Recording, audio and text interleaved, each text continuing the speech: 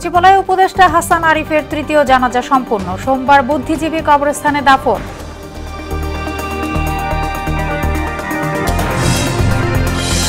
শীতে বিপর্যস্ত পঞ্চগড়ে তাপমাত্রার পারদ 10 ডিগ্রিতে। বঙ্গোপসাগরে নিম্নচাপের কারণে 4 সমুদ্র বন্দরে সতর্কতা সংকেত। ঢাকায় বসেছে বিজেসির পঞ্চম সম্মেলন। সম্প্রচার নীতিমালা প্রণয়নের পাশাপাশি কর্মীদের আর্থিক সুরক্ষা নিশ্চিতের দাবি। এবং ইসরায়েলি বর্বরতায় আরও 77 ফিলিস্তিনি নিহত। ইউক্রেনের হামলায় রাশিয়া শিশুসহ 6 জনের মৃত্যু। জবাব দেওয়ার হুঁশিয়ারি মস্কো।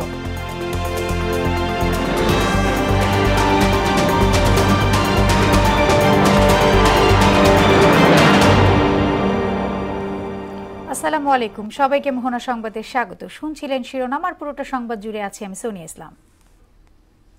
এবারে বিস্তারিত। অন্তর্বর্তী সরকারের ভূমি, বিমান ও পর্যটন উপদেষ্টা এএফ হাসান আরিফের তৃতীয় জানাজা হয়েছে বাংলাদেশ সচিবালয়ে। সেখানে উপদেষ্টা পরিষদের সদস্য সহ বিভিন্ন শ্রেণী পেশার মানুষ অংশ নেয়। আগামী সোমবার বুদ্ধিজীবী কবরস্থানে তার দাফনের সিদ্ধান্ত হয়। এর আগে সকাল 11টার দিকে তার দ্বিতীয় জানাজা হয় সুপ্রিম কোর্ট প্রাঙ্গণে। শুক্রবার রাজধানীর ল্যাবেড হাসপাতালে মারা যান তিনি। বাদ এশা ধানমন্ডিতে হয় প্রথম নামাজে জানাজা। ইন্তেকালে জাতি, বিশেষ করে সুপ্রিম কোর্ট এমন একজন অভিভাবককে হারিয়েছে যে অভিভাবক তো কখনো পূরণ হবার নয়। অত্যন্ত প্রতিভাবান একজন আইনজীবী ছিলেন এবং কোর্টে অত্যন্ত সুন্দরভাবে মৃদুভাবে কথা বলতেন। আমি কখনো দেখিনি যে আদালতে কোনো বিচারের প্রতি রাগ করছে। সচিবালয়ে আছেন আমাদের সহকর্মী শামীমুজ্জামান চৌধুরী। জানাজা সবশেষ খবর জানবো তার কাছ থেকে। শামীম, কারা কারা উপস্থিত ছিলেন জানাজাতে, আর এই হাসান আরিফের কর্মময় জীবন নিয়ে আসলে বিশেষজ্ঞদের মন্তব্য কি ছিল জানাবেন?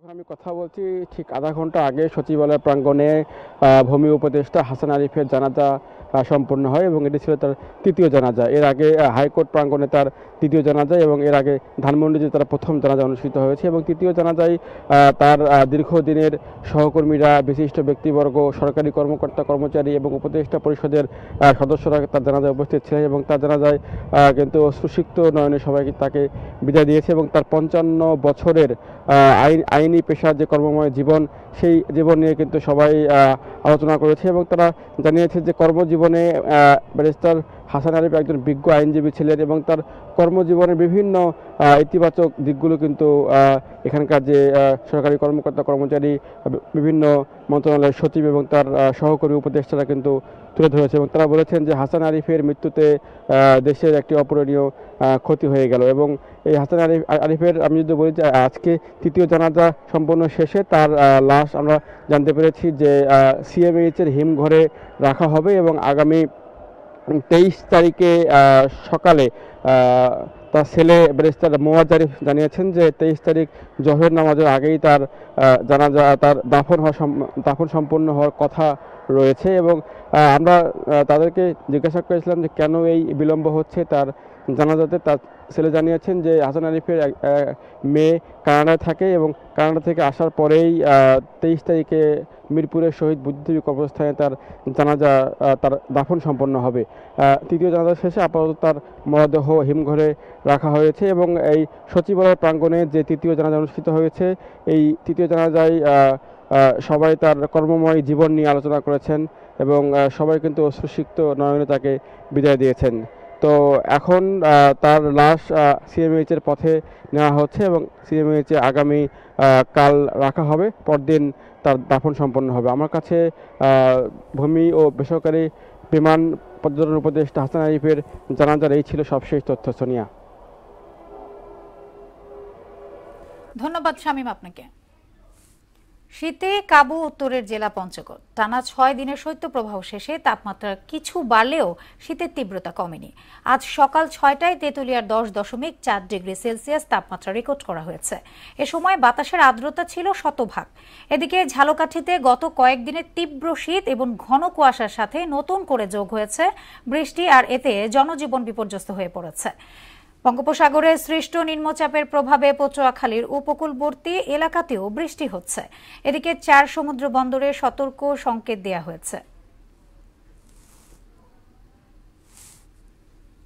মানুষ রাস্তাঘাটে বের হইতে পারে না, বেচা কিনা নাই, বসে রয়েছি, মানে সবাই শীতের ভিতরে কেউ বাইরে বাইরে না। শীত পড়তেছে, অনেক শীত, এবং বৃষ্টি হইতেছে, রোদ্দুর নাই, অনেক দুর্ভোগ বইতে আছে। দর্শক, শীতের তীব্রতা এবং গুড়ি গুড়ি বৃষ্টির বিষয়ে জানাতে মোংলা থেকে যুক্ত হচ্ছেন সহকর্মী সবুজ হালদার। সবুজ, মোংলায় কেমন দেখছেন শীতের তীব্রতা, জানাবেন আমাদেরকে।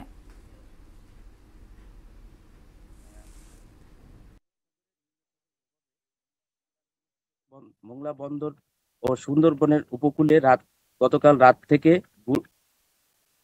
থেমে থেমে গুড়ি গুড়ি বৃষ্টি হচ্ছে। এতে খেটে খাওয়া নিম্ন আয়ের মানুষেরা পড়েছে চরম বিপাকে। মোংলা বন্দরের দেশি বিদেশি বাণিজ্যিক জাহাজের পূর্ণ ওঠানামা খালাস কাজ স্বাভাবিক রয়েছে, তবে সুন্দরবনের বঙ্গোপসাগরের জেলেরা সুন্দরবন থেকে মাছ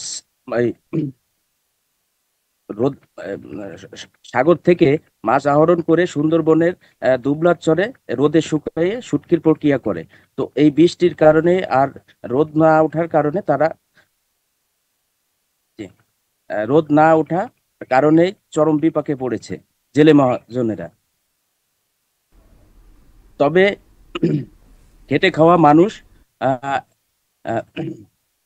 একে তো শীতের উপরে বৃষ্টি, এছাড়া ঘর থেকে মানুষ বেরোতে পারছে না এই অঞ্চলের মানুষ।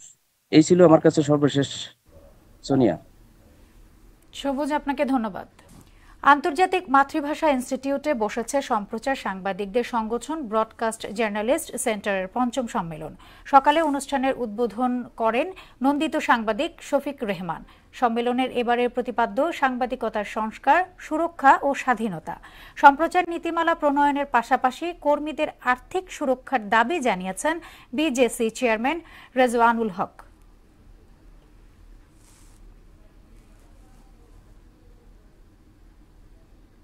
সম্প্রচার গণমাধ্যমের সবচেয়ে বড় সংকট হচ্ছে যে এই গণমাধ্যম যেভাবে চলার কথা সেভাবে চলছে কিনা সেটি দেখার কোনো সংস্থা নেই, কোনো ফোরাম নেই, কোনো কর্তৃপক্ষ নাই।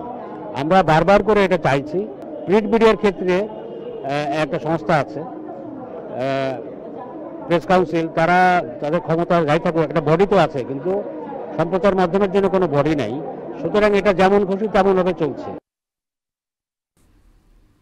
সম্প্রচার কর্মীদের অংশগ্রহণে মিলন মেলায় পরিণত হয়েছে বিজেসি সম্মেলন। সেখানে আছেন আমাদের সহকর্মী মনিরুল ইসলাম। আমরা চলে যাব সেখানকার সরাসরি অনুষ্ঠানে বক্তব্য রাখছেন বিশিষ্ট ব্যক্তিরা, সে বক্তব্য আমরা শুনতে সরাসরি যুক্ত হব তার সাথে। স্পেশাল রেডিও করছি, বিবিসি করছি, এটা করছি, সেটা করছি, I love everything. Very good thing, একটা তো লাইফ। মোটর স্পোর্টস গাড়ি চালাতাম আমি। আচ্ছা, আমি কেন বাংলাদেশে ফিরবো? আমি ফিরবো একটাই কারণে, আব্বাকে বললাম আমাকে যদি কারণ লোক করতে তুমি অনুমতি দাও তাহলে আমি ফিরবো, সাহায্য করতে হবে। তখন বললো হ্যাঁ তুমি ফিরো, আমি করবো। তার মানে এরকম হতো, ও মুসলমান হয়ে গেছে, ও কিছুই করবে দেশের জন্য, স্বার্থপর, নিজের জন্য করলো, দেশের মানুষের জন্য কিছু করলো না। আমি ফিরে এলাম, আমার বাবা আমাকে সাহায্য করেছিলেন এবং তিনি খুব খুশি হয়েছিলেন। তার জীবন চলছে যখন দেখলাম শতাব্দীর স্মৃতি আমার জায়গা বেরিয়েছিল। বাইরে সবচেয়ে শুনলাম যে সাবেক প্রধানমন্ত্রী, যিনি নিজেকে এখন প্রধানমন্ত্রী বলেন, তিনি বলছেন ওটা শহীদ রামিনের লেখা ছিল, কিন্তু আমার বাবা তো জীবিত ছিলেন। আমরা বলতো অসংখ্য আত্মজীবনী কেন লিখবেন, কিন্তু জীবিত ছিলেন, কিন্তু বলেননি যেটা সত্য লেখাটা আমার লেখা নয়। এরকম মিথ্যা কথা এখনো চলছে। যাই হোক, এখন এই ফারাকটা ভালো কথা তাকে মনে করে দিলাম। এবার আরেকটা কথা বলছি যে আপনাদের যে সাংবাদিকরা যে একাধিক গুণ আরেকটা বিষয় বলতে চাই যে সাংবাদিক যারা হচ্ছেন তারা পৃথিবীর 2জন সাংবাদিকের কথা মনে রাখুন। একটা হচ্ছে সমারসেট মম, তিনি নোবেল প্রাইজ পাননি বটে, অনেক কারণে দেওয়া উচিত ছিল। আর একটা হচ্ছে ফ্রেডারিক ফরসাইথ, যিনি ব্রিটিশ এয়ারফোর্সের সেকেন্ড ওয়ার্ল্ডের পাইলট ছিলেন, তিনি ডেইলি এক্সপ্রেসেও কর্মকর্তা ছিলেন, ছেড়ে দিয়ে তিনি উপন্যাসে লেখালেখিতে চলে গেছেন, সাংবাদিকতা ছেড়ে। কিন্তু দর্শক, এতক্ষণ যুক্ত ছিলাম বিজেসি সম্মেলনে। চলে যাচ্ছে অন্য সংবাদে। পাহাড়ি জেলা বান্দরবানে চাষ হচ্ছে বিশ্বের অন্যতম জনপ্রিয় পানীয় কফি। পাহাড়ের আবহাওয়া আর মাটি কফি চাষের উপযোগী হওয়ায় এখন অনেকেই বাণিজ্যিকভাবে ঝুঁকছেন কফি চাষে, পাচ্ছেন সফলতাও। রাহুল বড়ুয়া ছোটনের প্রতিবেদন, জানাচ্ছেন বুশরাত জাহান।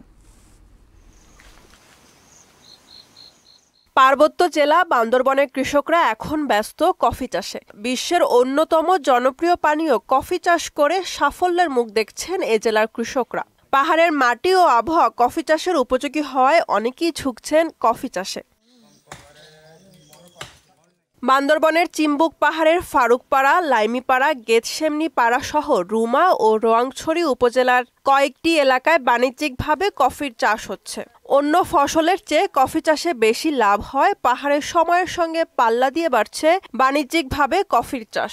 16 সালে ইন্ডিয়ায় গিয়ে কফি বীজ সংগ্রহ করি। সেখানে কফি দুইটা প্রকারভেদ আছে, যেটা হচ্ছে আপনার অ্যারাবিকা এবং আরেকটা রাবস্তা। সংগ্রহণ করে তারপরে বিক্রি করেন। আমি কেজি হচ্ছে জিরি হিসাবে আমি বিক্রি করেন। কফির চারা রোপণের 2.5 থেকে 3 বছরের মধ্যে ফলন দেয়। বাজারে কাঁচা কফি প্রতি কেজি 150 থেকে 170 ও শুকনো প্রতি কেজি কফি 300 থেকে 350 টাকা পর্যন্ত বিক্রি হয়। তাতে খরচের তুলনায় লাভ বেশি হয়, খুশি কৃষকরা। গত বছর চাইতে আরো ফল একটু ভালো হয়, এবছর আরো বেশি পাইব। আজকে আমরা কফি সংগ্রহ করতে আসছি, আমরা কফি অনেক ভালো হয়েছে। কৃষকদের আগ্রহ দেখে কৃষি বিভাগও তাদের সার্বিক সহযোগিতা অব্যাহত রেখেছে বলে জানান এই কর্মকর্তা। এই বছর কফির ফলন বেশ ভালো দেখা যাচ্ছে। এই সময়টা ডিসেম্বর মাসে এটার কফি সংগ্রহ করবে কৃষকরা। আশা করা যাচ্ছে যে আগামী কয়েক বছরের মধ্যে এটার যখন সব ফলন আসবে, আর্থসামাজিক অবস্থার উন্নতি হবে বলে আমি দৃঢ়ভাবে বিশ্বাস করি। বান্দরবনে কফি চাষের সঙ্গে জড়িত আছেন প্রায় 1253 জন চাষি। এবছর জেলায় কফি উৎপাদনের লক্ষ্যমাত্রা 60 মেট্রিক টন। বুশরাত জাহান, মোহনা সংবাদ। এবার দেশের বাইরের খবর। ইসরায়েলি হামলায় গাজা উপত্যকা জুড়ে 24 ঘন্টায় আরও 77 জন নিহত এবং 174 জন আহত হয়েছে। এই অঞ্চলের 96% নারী ও শিশু শীতে তাদের মৌলিক পুষ্টি চাহিদা মেটাতে অক্ষম বলে জানিয়েছে ইউনিসেফ। এদিকে রাশিয়ার কুরস্ক অঞ্চলে প্রাণঘাতী ক্ষেপণাস্ত্র হামলা চালিয়েছে ইউক্রেন। এতে শিশুসহ 6 জন নিহত হয়েছে বলে দাবি জানিয়েছেন মস্কো। অন্যদিকে দামেস্কে সফররত মার্কিন কূটনীতিকরা বলছেন আনুষ্ঠানিক বৈঠক করেছেন এইচটিএস নেতৃত্বাধীন সিরিয়ার নতুন শাসকদের সঙ্গে। বিস্তারিত কাজী শাহরিনের ডেস্ক রিপোর্টে। বৈশ্বিক নিন্দার শিকার হলেও গাজায় থামছে না ইসরায়েলি বর্বরতা। গাজা উপত্যকা জুড়ে নতুন করে 77 ফিলিস্তিনি নিহত হয়েছে, আহত 174 জন। 14 মাসের লাগাতার হামলায় নিহতের সংখ্যা 45,200 ছাড়িয়ে গেছে। আহত হয়েছে 1 লাখেরও বেশি মানুষ। হত্যা আর ধ্বংসযজ্ঞে সবচেয়ে বেশি দুর্ভোগে গাজা উপত্যকার নারী শিশুরা। ইউনিসেফের মতে যুদ্ধবিধ্বস্ত অঞ্চলটিতে 96% নারী ও শিশু শীতে তাদের মৌলিক পুষ্টির চাহিদা মেটাতে অক্ষম। আর মৌলিক চাহিদা থেকে বঞ্চিত হচ্ছে অন্তত 10 লাখ শিশু, যাদের দিন কাটছে আতঙ্কে। এদিকে রাশিয়ার কুর্স্ক অঞ্চলে প্রাণঘাতী ক্ষেপণাস্ত্র হামলা চালিয়েছে ইউক্রেন। এতে শিশুসহ 6 জন নিহত হয়েছে এবং আহত বহু মানুষ। রাশিয়ার রিলস শহরে ইউক্রেনের ক্ষেপণাস্ত্র হামলায় হতাহতের এই ঘটনা ঘটে বলে জানিয়েছেন অঞ্চলটির ভারপ্রাপ্ত গভর্নর আলেকজান্ডার ক্রিনস্টেইন। ইউক্রেনের এই হামলার উপযুক্ত জবাব দেওয়ার কথা জানান তিনি। এ নিয়ে কোনো মন্তব্য করেনি ইউক্রেন কর্তৃপক্ষ। অন্যদিকে দামেস্কে সফররত মার্কিন কূটনীতিকরা শুক্রবার এইচটিএস এর নেতৃত্বে সিরিয়ার নতুন শাসকদের সঙ্গে প্রথম আনুষ্ঠানিক বৈঠক করেছেন। আঞ্চলিক ঘটনাবলী এবং আইএসআইএস এর বিরুদ্ধে লড়াইয়ের প্রয়োজনীয়তা নিয়ে আলোচনা হয়। কাজী শাহরিন, মোহনা সংবাদ। টঙ্গীর তুরাগ নদে ঢাকা ময়মনসিংহ মহাসড়কের একটি বেইলি ব্রিজ ভেঙে পড়েছে। পুলিশ জানায় ভোরে তুরাগ নদে ঢাকা ময়মনসিংহ মহাসড়কে ময়মনসিংহগামী বেইলি ব্রিজ ভেঙে একটি ট্রাক নদে পড়ে যায়। এই ঘটনায় এখনও কেউ হতাহত হয়নি। ঢাকা ময়মনসিংহ মহাসড়কের আব্দুল্লাপুর থেকে টঙ্গী স্টেশন রোড পর্যন্ত ময়মনসিংহগামী লেনে যানবাহন চলাচল বন্ধ রয়েছে, কিন্তু এ পথে চলাচলকারী সব যাত্রী ও যানবাহনকে কামারপাড়া মুন্নু গেট বিকল্প সড়ক ব্যবহার করাতে বলা হয়েছে।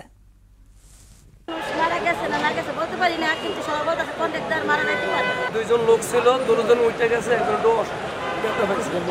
দুজন ড্রাইভার আর হেল্পার। নড়াইলে বিল থেকে শামুক কুড়িয়ে মৌসুম কর্মসংস্থানের সুযোগ হয়েছে 2000 নারী পুরুষের।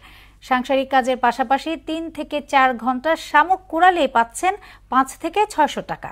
জেলার কয়েক হাজার চিংড়ি মাছের ঘেরে দেয়া হয় এসব শামুক। তবে মৎস্য বিভাগের পক্ষ থেকে মাছের ঘেরে শামুক দিতে ঘের মালিকদের নিরুৎসাহিত করা হচ্ছে। হাফিজুল নীলুর প্রতিবেদন, জানাচ্ছেন তাহসিন তারিন। নড়াইলের লোহাগড়া, কালিয়া এবং সদর উপজেলার শোলপুর, ইছামতি বিল সহ 12টি বিলের আশপাশের গ্রামের অন্তত 2000 নারী পুরুষ বিল থেকে শামুক কুড়ান। সাংসারিক কাজের ফাঁকে শামুক কুড়িয়ে প্রতি মাসে উপার্জন করছেন 10 থেকে 15,000 টাকা। শামুকের ভেতরের নরম অংশ ঘের মালিকরা বাড়ি থেকে কিনে নিয়ে যান, আর খোসাগুলো সংগ্রহ করে পরে সেগুলো প্রতি বস্তায় 3 থেকে 400 টাকায় বিক্রি করা হয়। এছাড়াও নড়াইলের শামুক যশোর, খুলনা, বাগেরহাট, মাগুরা সহ বেশ কয়েকটি জেলায় সরবরাহ করা হয়। আমরা বর্ষার সিজনে কুড়োয় আসছেন আর কি, এই যাই কুড়োয় নিয়ে আসি, নিয়ে আসার পরে 20-25 কেজি করে হওয়ার পরে আমরা ছেলে মেয়ে নিয়ে এটাই ভালো আছি। ঘের মালিকের কাছে বিক্রি করি, নারী পুরুষ মিলেমিশে আমরা এইগুলো ধরি। কোনোদিন 100টা হয়, কোনোদিন 50টা হয়, কোনোদিন 80টা হয়, কোনোদিন 90টা হয়। যাদের ঘের আছে তাদের কাছে বিক্রি করে, যাদের হাঁস আছে তাদের খাওয়ায়। খাওয়ানোর পরে এটা বাড়তি একটা টাকা হয়, এই টাকা দিয়ে তাদের সংসারটা আল্লাহর ইচ্ছায় ভালোই চলে। তবে মাছের খাবার হিসাবে শামুক না দিতে ঘের মালিকদের সবসময় নিরুৎসাহিত করছেন জেলা মৎস্য বিভাগ। শামুক আসলে সরাসরি মাছকে যদি খাওয়ানো হয়, এখান থেকে শামুকটা, কাঁচা শামুকটা এটা পচে পানিতে বিভিন্ন লাইভ প্যাথোজেন তৈরি করে এবং সালমোনেলা এবং অ্যামোনিয়া গ্যাস তৈরি হয়, যেটা মাছের জন্য আসলে ক্ষতিকর। শামুক সংগ্রহ করে ভালো দামে বিক্রি করতে পেরে খুশি তারা। তাহসিন তারিন, মোহনা সংবাদ। আবারও আন্তর্জাতিক প্রসঙ্গ। জার্মানির মাগডেবার্গ শহরে একটি ক্রিসমাস মার্কেটে ভিড়ের মধ্যে গাড়ি চালিয়ে দেওয়ার ঘটনায় এক শিশুসহ 2 জন নিহত ও কমপক্ষে 68 জন আহত হয়েছে। এদের মধ্যে 15 জনের অবস্থা গুরুতর। শুক্রবার সন্ধ্যার মধ্যে জার্মানির স্ন্যাক্সনি আলহার্ট রাজ্যের রাজধানী মাগডেবার্গে এই ঘটনা ঘটে। বিবিসি জানায় এই ঘটনায় গাড়ি চালককে গ্রেফতার করেছে জার্মান পুলিশ। তিনি সৌদি আরবের এক নাগরিক। দুর্ঘটনাকে ইচ্ছাকৃত হামলা হিসেবে বর্ণনা করেছেন কর্মকর্তারা। ঘটনার তদন্ত চলছে। শেষ করব মোহনা সংবাদ, যাবার আগে শিরোনামগুলো আরও একবার।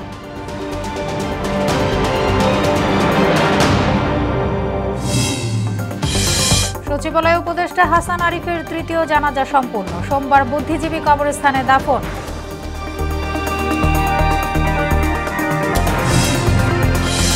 শীতে বিপর্যস্ত পঞ্চগড়ে তাপমাত্রার পারদ 10 ডিগ্রিতে। বঙ্গোপসাগরে নিম্নচাপের কারণে 4 সমুদ্র বন্দরে সতর্কতা সংকেত। ঢাকায় বসেছে বিজেএসসির 5ম সম্মেলন। সম্প্রচার নীতিমালা প্রণয়নের পাশাপাশি কর্মীদের আর্থিক সুরক্ষা নিশ্চিতের দাবি। এবং ইসরায়েলি বর্বরতায় আরও 77 ফিলিস্তিনি নিহত। ইউক্রেনের হামলায় রাশিয়ার শিশু সহ 6 জনের মৃত্যু। জবাব দেওয়ার হুঁশিয়ারি মস্কো।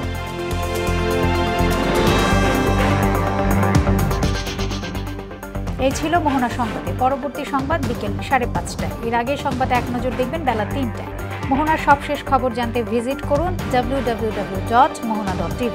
সংবাদ দেখতে পারেন ফেসবুক, ইউটিউবেও। এতক্ষণ সঙ্গে থাকার জন্য ধন্যবাদ সবাইকে।